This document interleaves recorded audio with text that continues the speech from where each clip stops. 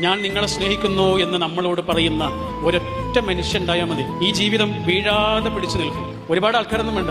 നമ്മൾ എങ്ങനെയാണോ അങ്ങനെ നമ്മളെ സ്നേഹിക്കുന്ന ഒരൊറ്റ മനുഷ്യണ്ടായാൽ മതി.